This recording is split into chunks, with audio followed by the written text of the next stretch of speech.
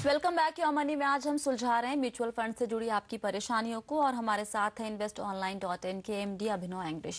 लेते हैं अगला सवाल। करुण धमीजा ने हमें फोन किया है। करुण जी, क्या है आपका सवाल? Good evening sir. Good evening sir. I am a 24-year-old salaried person. I want to invest rupees 5,000 per month with the goal of long-term investment of 10 to 15 years via SIP route. Okay. And for creating a retirement corpus. All right. And my question is, with this monthly investment, I want to take two good performing mutual funds and start investing via SIP. Which two mutual funds do you suggest? Okay. And also, I am maintaining a PPF account in State Bank of India, and its current balance is around 30,000. Okay. So, should I build my retirement corpus with PPF account or take a dedicated pension plan?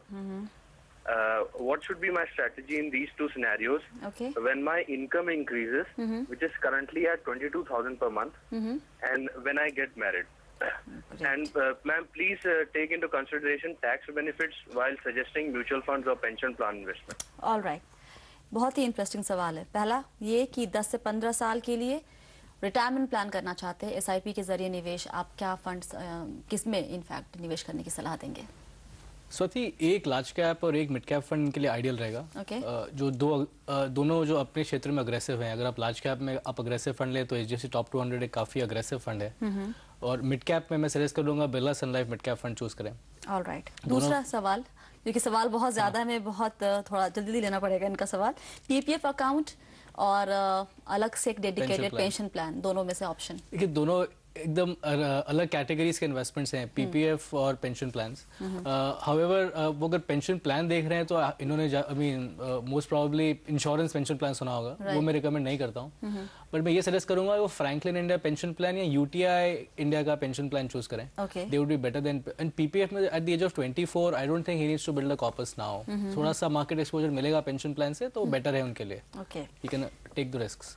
तीसरा सवाल और club किया हुआ सवाल है इनका, जब income बढ़ेगी इनकी तो स्ट्रैटेजी क्या होनी चाहिए? और अभी शादी नहीं हुई है लेकिन 2-3 साल में शादी हो जाएगी, उसके बाद स्ट्रैटेजी क्या होनी चाहिए इनकी निवेश करने की?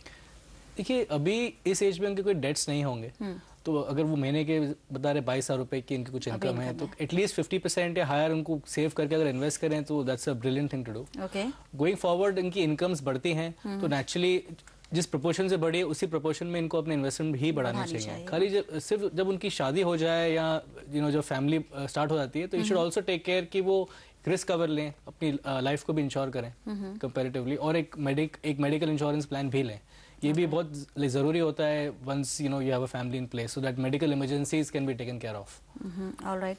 और इन्होंने कहा था ये जो भी सलाह चाहिए इनको टैक्स बेनिफिट को ध्यान में रखते हुए। देखिए, UTI pension plan, Franklin India pension plan, दोनों प्लान्स अगर आप लेंगे आपको एटीसी बेनिफिट्स मिलेंगे। म्यूचुअल फंड इन्वेस्टमेंट्स में dividends are free of cost. जो लॉन्ग टर्म कैपिटल गेन्स फिलहाल नहीं है म्यूचुअल फंड इन्वेस्टमेंट्स। और एसआईपी के लिए 15 इयर्स इन्वेस्टमेंट है। मैं एक और चीज़ छोटी सी ऐड करूंगा, हालांकि सवाल काफ़ी है, बट 5,000 रुपीज़ अगर वो मंथली इन्वेस्ट कर रहे हैं तो और रिटायरमेंट के कॉर्पस के लिए कर रहे हैं तो आई थिंक 15 इयर्स के बाद 5,000 अगर सिर्फ इन्वेस्ट करते रहेंगे एवरी मंथ तो he will not make more than 25 lakhs at 12% annualised return. 15% भी तो भी 34 lakhs। प्रॉब्लम ये है कि आज के लिए ये रकम फिर भी ठीक ठाक लग रही है, पर 15 साल बाद अगर आप इन्फ्लेशन एडजस्ट करेंगे तो इसकी वैल्यू 4-5 लाख भी होगी तो काफी बड़ी बात है। तो ये हमेशा इन्फ्लेशन एडजस्टेड रिटर्न्स इनको कैलकुलेट करने चाहिए। ऑलराइट, चलिए लेते हैं अगला सवाल। मुंबई से अभिजीत ने हमें फोन किया। अभिजीत जी, क्या है आपका सवाल? Good evening ma'am. Good evening sir. मेरा एक सवाल था कि मेरा 2 साल का बेटा है, उसके लिए मैं लमसम अमाउंट 8 से 10 लाख रुपया से 15 साल के लिए म्यूचुअल फंड में इन्वेस्ट करना चाहता हूँ। जी।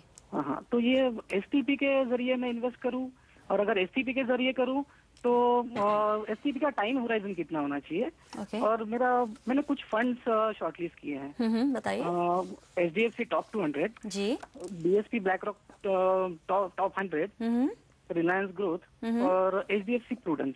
तो ये फंड्स कैसे हैं मैडम? और अगर इसमें कुछ चेंजेस आप सजेस्ट करेंगे तो प्लीज। ऑलराइट। इनके पास 8 लाख से ऊपर कुछ अमाउंट है और एसटीपी के जरिए चाहते हैं निवेश करना।